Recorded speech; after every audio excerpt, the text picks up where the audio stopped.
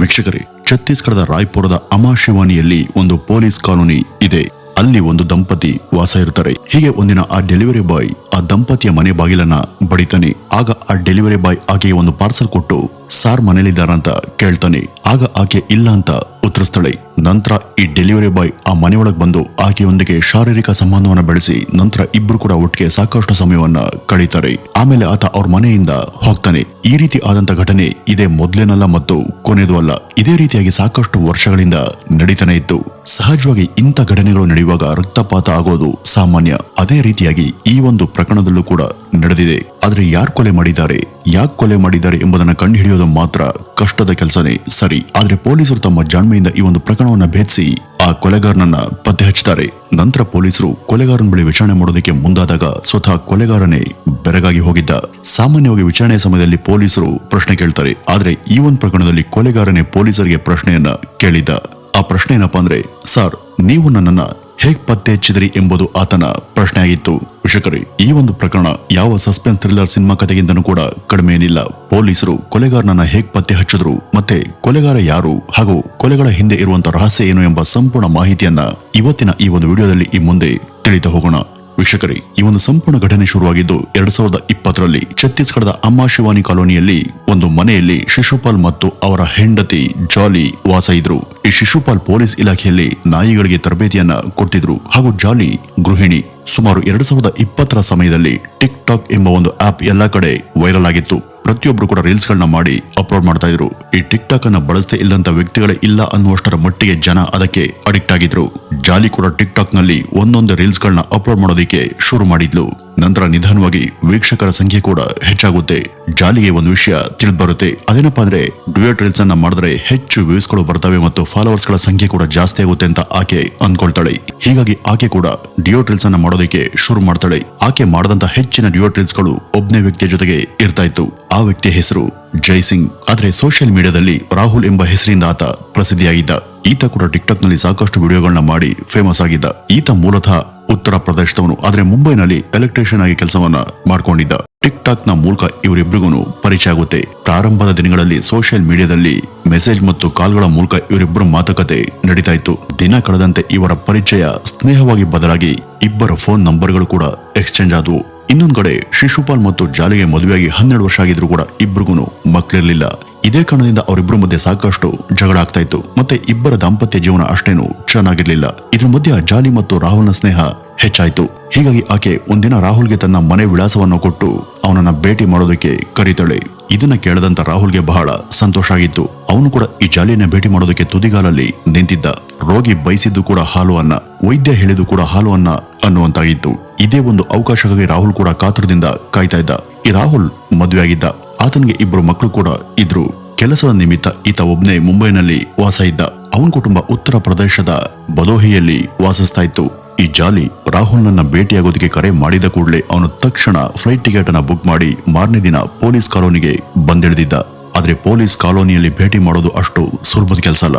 ಅಪರಿಚಿತ ವ್ಯಕ್ತಿಗಳು ಪೊಲೀಸ್ ಕಾಲೋನಿಗೆ ಬಂದು ಹೋಗೋದನ್ನ ನಿರ್ಬಂಧಿಸಲಾಗಿತ್ತು. ಇದು ಕಷ್ಟದ ಕೆಲಸ ಅಂತ ಜಾಲಿಗೆ ಮೊದಲೇ ಗೊತ್ತಿತ್ತು. ಹೀಗಾಗಿ ಆಕೆ ಒಂದು ದೊಡ್ಡ ಮಾಸ್ಟರ್ ಪ್ಲಾನ್ ಮಾಡಿ ರಾಹುಲ್ಗೆ ಯಾವ ರೀತಿ ಕಾಲೋನಿ ಒಳಗೆ ಸುಲಭವಾಗಿ ಬಂದು ಹೋಗಬಹುದು ಅಂತ ಹೇಳ್ಕೊಡ್ತಾಳೆ. ಅದೇನಪ್ಪಾ ಅಂದ್ರೆ ಆಕೆ ರಾಹುಲ್ಗೆ ಡೆಲಿವರಿ ಬಾಯ್ನ ರೀತಿ ವೇಷವನ್ನ ಬದಲಾಯಿಸಿಕೊಂಡು ಕಾಲೋನಿಗೆ ಬರುವಂತೆ ಪ್ಲಾನ್ ಅನ್ನ ಹೇಳ್ಕೊಡ್ತಾಳೆ. ಅದೇ ರೀತಿ ಜಾಲಿಯ ಗಂಡ ಮನೆಯಲ್ಲಿ ಇರದಂತ ಸಮಯದಲ್ಲಿ ರಾಹುಲ್ ಡೆಲಿವರಿ ಬಾಯ್ ರೀತಿ ಆಕೆ ಮನೆಗೆ ಬರ್ತಾನೆ. ಆಗ ಇಬ್ರು ಕೂಡ ಸಾಮಾನ್ಯವಾಗಿ ಈ ಜಾಲಿಯ ಬೆಡ್ರೂಮ್ ನಲ್ಲಿ ಸಾಕಷ್ಟು ಸಮಯವನ್ನ ಕಳೀತಾ ಇದ್ರು. ಹೀಗೆ ಅವರು ಸಾಕಷ್ಟು ಬಾರಿ ಭೇಟಿ ಆಗ್ತಾ ಇದ್ರು. ಇದ್ರ ಮಧ್ಯ ಕೊರೋನಾ ಎಂಬ ಮಹಾಮಾರಿ ಭಾರತಕ್ಕೆ ಕಾಲಿಟ್ಟಿತ್ತು. ಸರ್ಕಾರದಿಂದ ಲಾಕ್ಡೌನ್ ಎಂಬ ಘೋಷಣೆ ಮಾಡಿದಾಗ ಇವರಿಬ್ಬರ ಭೇಟಿ ಕೂಡ ನಿಂತು ಹೋಗುತ್ತೆ. ಆದ್ರೆ ಲಾಕ್ಡೌನ್ ಮುಗಿದ ನಂತರ ಇವರು ಮತ್ತೆ ಎಂದಿನಂತೆ ಭೇಟಿಯಾಗೋದಿಕ್ಕೆ ಶುರು ಮಾಡ್ತಾರೆ. ಆದ್ರೆ ಇದ್ರ ಬಗ್ಗೆ ಆಕೆ ಗಂಡ ಶಿಶುಪಾಲನ್ಗೆ ಸ್ವಲ್ಪ ಕೂಡ ಸುಳಿವೆ ಸಿಕ್ಕಿರ್ಲಿಲ್ಲ. ತಾನು ಮನೆಯಲ್ಲಿ ಇಲ್ಲದಂತ ಸಮಯದಲ್ಲಿ ಏನ್ ನಡೀತಾ ಇದೆ ಎಂಬುದರ ಅರಿವು ಆತನಿಗೆ ಇರ್ಲಿಲ್ಲ. ದಿನ ಕಳೆದಂತೆ ಇವರಿಬ್ಬರು ಸಂಬಂಧ ಇನ್ನೂ ಕೂಡ ಆಳವಾಗಿ ಬೆಸ್ತಿತ್ತು. ಆದ್ರೆ ಮುಂದೆ ಈ ಅಕ್ರಮ ಸಂಬಂಧಕ್ಕೆ ತೆರೆ ಬೀಳುವಂತ ಸಮಯ ಕೂಡ ಬಂದಿತ್ತು. ವೀಕ್ಷಕರೇ, ಅದು 2024ರ ಮಾರ್ಚ್ 5ನೇ ತಾರೀಕು. ಅವತ್ತು ಸಂಜೆ ಶಿಶುಪಾಲ್ ತನ್ನ ಹೆಂಡತಿಗೆ ಕರೆ ಮಾಡ್ತಾನೆ. ಆದ್ರೆ ಜಾಲಿ ಕಾಲ್ ರಿಸೀವ್ ಮಾಡೋದಿಲ್ಲ.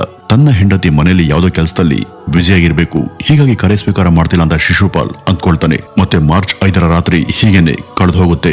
ಮತ್ತೆ ಮಾರ್ಚ್ 6ನೇ ತಾರೀಕು ಬೆಳಗ್ಗೆ ಜಾಲಿಗೆ ಈತ ಫೋನ್ ಮಾಡಿದ. ಆದ್ರೆ ಈ ಬಾರಿ ಕೂಡ ಜಾಲಿ ಕರೆಯನ್ನ ಸ್ವೀಕರಿಸಲಿಲ್ಲ. ಹೀಗೇನೆ ದಿನ ಕಳೆದು ಸಂಜೆ ಆಗುತ್ತೆ. ಈ ಶಿಶುಪಾಲನ್ಗೆ ಒಂದ್ ಕಡೆ ಮನೆಯಲ್ಲಿ ಏನಾಗಿರ್ಬೋದು ಎಂಬ ಚಿಂತೆ ಕಾಡ್ತಾ ಇತ್ತು. ಈ ಜಾಲಿ ತನ್ನ ಗಂಡನನ್ನ ಪ್ರೀತಿಸ್ತಾ ಇರಬಹುದು, ಆದ್ರೆ ಶಿಶುಪಾಲ್ ಮಾತ್ರ ಜಾಲಿಯನ್ನ ಪ್ರೀತಿಸ್ತಾ ಇದ್ದ. ಆಕೆ ಮೇಲೆ ಇದ್ದಂತ ಕಾಳಜಿಯಿಂದ ಶಿಶುಪಾಲ್ ತನ್ನ ಪಕ್ಕದ ಮನೆಯವರಿಗೆ ಕರೆ ಮಾಡಿ ತನ್ನ ಹೆಂಡತಿ ಕರೆಯನ್ನ ಸ್ವೀಕರಿಸ್ತಿಲ್ಲ. ನಮ್ಮ ಮನೆ ಹತ್ರ ಹೋಗಿ ಏನಾಗಿದೆ ನೋಡಿ ಅಂತ ಕೇಳ್ಕೊಂಡಿದ್ದ. ಇದನ್ನ ಕೇಳದಂತ ಪಕ್ಕದ ಮನೆಯವರು ಕೂಡಲೇ ಅವ್ರ ಮನೆಗೆ ಹೋಗಿ ನೋಡಿದಾಗ ಅವರ ಮನೆಯ ಮೇನ್ ಗೇಟ್ ಲಾಕ್ ಆಗಿತ್ತು. ಇದು ನೋಡಿದಂತ ಅವರು ಶಿಶುಪಾಲನ್ಗೆ ಕರೆ ಮಾಡಿ ಮೇನ್ ಗೇಟ್ ಲಾಕ್ ಆಗಿದೆ ಅಂತ ಹೇಳ್ತಾರೆ. ಆಗ ಈ ಶಿಶುಪಾಲನ್ಗೆ ಆಶ್ಚರ್ಯ ಆಗಿತ್ತು, ಜೊತೆಗೆ ಆತಂಕ ಕೂಡ ಶುರುವಾಗಿತ್ತು.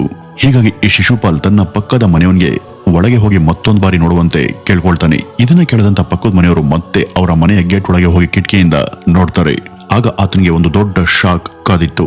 ಶಿಶುಪಾಲನ ಮನೆ ಒಳಗೆ ಇಣುಕ್ ನೋಡಿದಾಗ ಮನೆ ಒಳಗೆ ರಕ್ತದ ಹೋಕುಳಿ ಹರಿದಂತೆ ಕಂಡಿತ್ತು. ಇದನ್ನು ನೋಡಿದ ತಕ್ಷಣ ಆತ ಕೂಡಲೇ ಪೊಲೀಸರಿಗೆ ಕರೆ ಮಾಡಿ ಮಾಹಿತಿಯನ್ನ ತಿಳಿಸ್ತಾನೆ.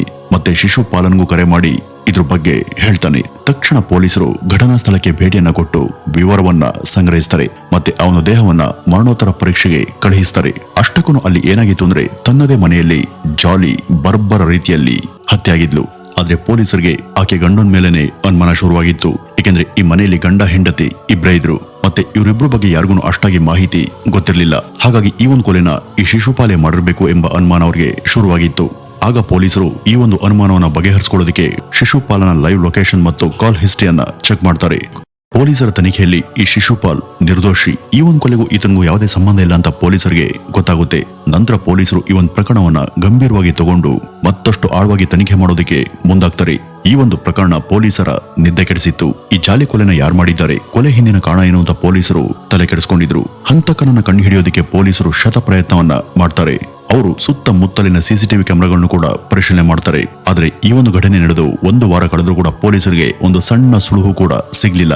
ಪೊಲೀಸರ ಬಳಿ ಯಾವ ಸಾಕ್ಷಿ ಕೂಡ ಮತ್ತೆ ಸಿಸಿ ಕ್ಯಾಮೆರಾದಲ್ಲೂ ಕೂಡ ಅನುಮಾನ ಮಾಡುವಂತ ಯಾವ ದೃಶ್ಯ ಕೂಡ ಸರಿಯಾಗಿರ್ಲಿಲ್ಲ. ಇದ್ರ ಮಧ್ಯೆನೆ ಪೊಲೀಸರಿಗೆ ಜಾಲಿಯ ಮರಣೋತ್ತರ ಪರೀಕ್ಷೆ ವರದಿ ಕೂಡ ಸಿಗುತ್ತೆ. ವರದಿಯ ಪ್ರಕಾರ ಜಾಲಿಯ ಕೊಲೆ ಮಾರ್ಚ್ 5ನೇ ತಾರೀಕು ಸಂಜೆ ನಡೆದಿತ್ತು. ಸುಮಾರು ಮಾರ್ಚ್ 15ರವರೆಗೂ ಪೊಲೀಸರಿಗೆ ಯಾವುದೇ ಸುಳುಹು ಸಿಕ್ಕಿರಲಿಲ್ಲ. ಆದ್ರೆ ನಂತರ ಪೊಲೀಸರು ಉತ್ತರ ಪ್ರದೇಶದ ಬದೋಹಿಗೆ ಹೋಗ್ತಾರೆ. ಅಲ್ಲಿ ಓರ್ವ ವ್ಯಕ್ತಿಯನ್ನ ಬಂಧಿಸಿ ನೇರವಾಗಿ ಪೊಲೀಸ್ ಠಾಣೆಗೆ ಕರ್ಕೊಂಡ್ ಬರ್ತಾರೆ. ವೀಕ್ಷಕರೇ, ಇಲ್ಲಿಂದ ಕತೆ ಮತ್ತಷ್ಟು ತಿರುವನ್ನ ಪಡೆದುಕೊಳ್ಳುತ್ತೆ. ಪೊಲೀಸರು ಆ ವ್ಯಕ್ತಿಯನ್ನ ಪ್ರಶ್ನೆ ಮಾಡೋದಕ್ಕೆ ಶುರು ಮಾಡ್ತಾರೆ. ನೀನು ಯಾಕಾಗಿ ಜಾಲಿಯನ್ನ ಕೊಲೆ ಮಾಡದೆ ಅಂತ ಪೊಲೀಸರು ಕೇಳ್ತಾರೆ.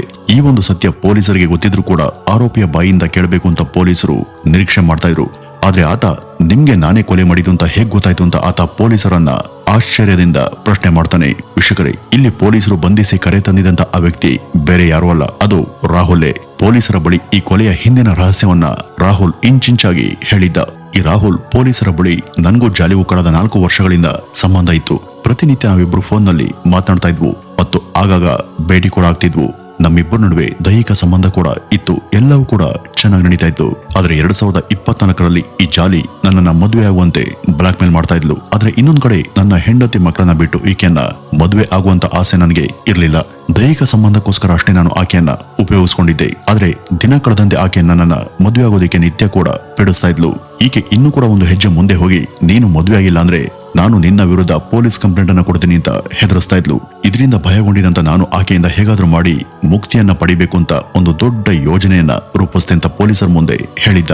ಅವನು ಎಷ್ಟು ಚೆನ್ನಾಗಿ ಪ್ಲಾನ್ ಮಾಡಿದ್ದಂದ್ರೆ ಪೊಲೀಸರಿಗೆ ಹಂತಕ ಯಾರು ಅಂತ ಕಂಡು ಹಿಡಿಯೋದಿಕ್ಕೆ ಸಾಧ್ಯವಾಗದಂತ ರೀತಿಯಲ್ಲಿ ಆತ ಪ್ಲಾನ್ ಮಾಡಿದ್ದ.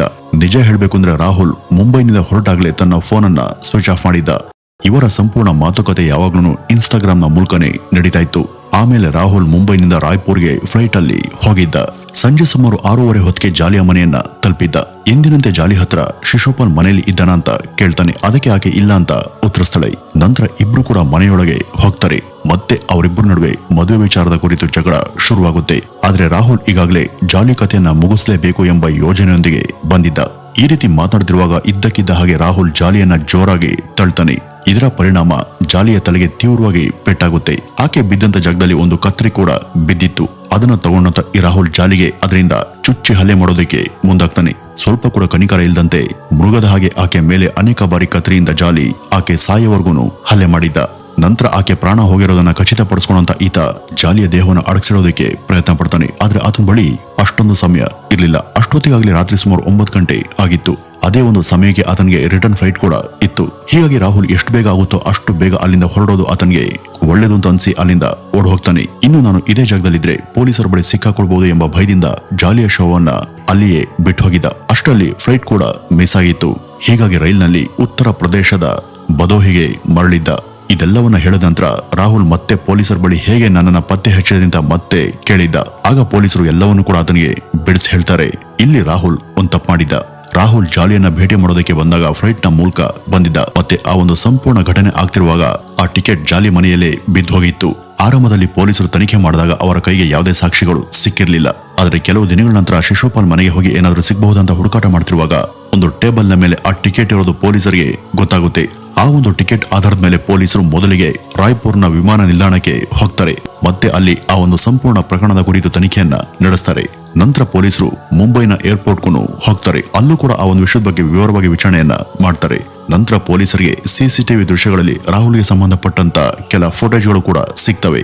ಅವನನ್ನ ಸಿಸಿಟಿವಿ ಸಹಾಯದಿಂದ ಗುರುತಿಸ್ತಾರೆ. ಆಗ ಪೊಲೀಸರಿಗೆ ಕೊಲೆಗಾರ ಬೇರೆ ಯಾರು ಅಲ್ಲ, ರಾಹುಲ್ ಅಂತ ತಿಳಿದು ಬರುತ್ತೆ. ಆವತ್ತಿನಿಂದ ಪೊಲೀಸರು ಅವನನ್ನ ಹಿಡಿಯೋದಿಕ್ಕೆ ಬಲೆ ಬೀಸ್ತಾರೆ. ನಂತರ ಪೊಲೀಸರು ಅವನ ವಿಳಾಸವನ್ನ ಪತ್ತೆ ಹಚ್ಚುತ್ತಾರೆ. ಆಮೇಲೆ ಅವರು ಉತ್ತರ ಪ್ರದೇಶದ ಬದೋಹಿಗೆ ಹೋಗಿ ರಾಹುಲ್ನನ್ನ ಬಂಧಿಸ್ತಾರೆ. ನಿಜಕ್ಕೂ ರಾಹುಲ್ ಬಹಳ ಬುದ್ಧಿಯನ್ನು ಉಪಯೋಗಿಸಿ ಈ ಒಂದು ಕೊಲೆಯನ್ನ ಮಾಡಿದ್ದ. ಪೊಲೀಸರಿಗೆ ಯಾವ ಸುಳು ಕೂಡ ಸಿಗದಂತೆ ಎಲ್ಲಾ ಸಾಕ್ಷ್ಯಗಳನ್ನು ಕೂಡ ನಾಶ ಮಾಡಿದ್ದ. ಆದ್ರೆ ಅವನ ಗಮನಕ್ಕೂ ಬಾರದಂತೆ ಆ ಒಂದು ಸಣ್ಣ ತಪ್ಪು ನಡೆದು ಹೋಗಿತ್ತು. ಅವನು ಆ ಒಂದು ಟಿಕೆಟ್ ಅನ್ನ ಅಲ್ಲಿ ಬೀಳಿಸಿರ್ಲಿಲ್ಲ ಅಂದಿದ್ರೆ ಬಹುಶಃ ಈ ಕೊಲೆಗಾರ ಯಾರು ಅನ್ನೋದು ಪೊಲೀಸರಿಗೆ ಗೊತ್ತಾಗ್ತಾನೆ ಇರಲಿಲ್ಲ. ಅಪರಾಧಿ ಎಷ್ಟೇ ಚತುರಾಗಿದ್ರು ಕೂಡ ಅವನು ಯಾವ್ದಾದ್ರು ಒಂದು ರೂಪದಲ್ಲಿ ಒಂದು ಸಣ್ಣ ತಪ್ಪನ್ನ ಮಾಡಿರ್ತಾನೆ ಅನ್ನೋದು ಪ್ರತಿ ಪ್ರಕರಣದಲ್ಲೂ ಕೂಡ ನಮ್ಗೆ ತಿಳಿದು ಬರುತ್ತೆ. ಇನ್ನು ಈ ಒಂದು ಪ್ರಕರಣದಲ್ಲಿ ಈ ಜಾಲಿ ತನ್ನ ಗಂಡನಿಗೆ ಮೋಸ ಮಾಡಿ ಬೇರೆಯವರ ಜೊತೆ ಸಂಬಂಧವನ್ನ ಇಟ್ಕೊಂಡು ತನ್ನ ಪ್ರಾಣವನ್ನ ತಾನು ಕಳೆದುಕೊಂಡಿದ್ಲು. ಇನ್ನು ಈ ರಾಹುಲ್ ಕೂಡ ತನಗೆ ಮದುವೆ ಆಗಿದ್ರು ಕೂಡ ತನ್ನ ಹೆಂಡತಿಗೆ ಮೋಸ ಮಾಡಿ ಮತ್ತೊಬ್ಬಳ ಜೊತೆ ಸಂಬಂಧವನ್ನ ಇಟ್ಕೊಂಡಿದ್ದ. ಹೀಗಾಗಿ ಇಬ್ರು ಕೂಡ ಈ ಒಂದು ಪ್ರಕರಣದಲ್ಲಿ ತಮ್ಮ ತಪ್ಪಿನಿಂದ ಇಬ್ಬರಲ್ಲಿ ಒಬ್ರು ತಮ್ಮ ಪ್ರಾಣವನ್ನ ಕಳೆದುಕೊಂಡ್ರೆ ಮತ್ತೊಬ್ಬ ಜೈಲು ಶಿಕ್ಷೆಯನ್ನ ಅನುಭವಿಸುವಂತಾಯ್ತು. ಅಂದ್ರೆ ಉಪ್ಪನ್ನ ತಿಂದವರು ನೀರನ್ನ ಕುಡಿಲೇಬೇಕು ಎಂಬುದು ಈ ಒಂದು ಪ್ರಕರಣದಿಂದ ಮತ್ತೊಮ್ಮೆ ಸಾಬೀತಾಯ್ತು ಅಂತ ಹೇಳ್ತಾ, ಇನ್ನು ಇದ್ರ ಬಗ್ಗೆ ನಿಮ್ಮ ಅನಿಸಿಕೆಯನ್ನ ಕಮೆಂಟ್ ನ ಮೂಲಕ ತಪ್ಪದೆ ತಿಳಿಸಿ ಅಂತ ಹೇಳ್ತಾ ಮತ್ತೆ ಮುಂದಿನ ವಿಡಿಯೋದಲ್ಲಿ ಭೇಟಿಯಾಗೋಣ. ಅಲ್ಲಿವರೆಗೂ ನಮಸ್ಕಾರ.